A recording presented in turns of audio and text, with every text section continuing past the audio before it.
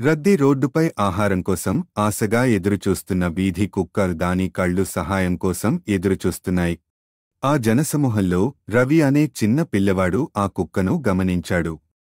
ఇతరుల మాదిరిగా కాకుండా అతను మురికి మరియు అలసటకు మించి చూశాడు. కుక్క కళ్లలోని నిశ్శబ్ద విన్నపాన్ని గుర్తించాడు.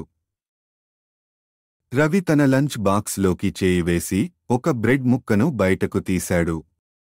దానిని కుక్క వైపు చాపాడు. అది నెమ్మదిగా ముందుకు అడుగు పెట్టడానికి ముందు సంకోచించి కరిచే ముందు జాగ్రత్తగా వాసన చూసింది. ప్రతి కరిచినప్పుడు కుక్క తోక ఊగడం ప్రారంభించింది.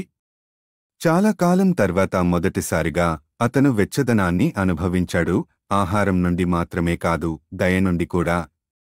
తాను మార్పు తెచ్చానని తెలుసుకుని రవి నవ్వాడు. రవి ఆ కుక్కను ఒంటరిగా వదిలేయలేనని నిర్ణయించుకున్నాడు.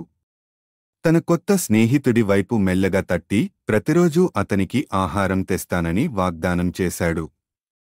కుక్క కృతజ్ఞతగా రోజులు గడిచాయి. రవి మరియు వీధి కుక్క విడదీయరాని అనుబంధంగా మారాయి.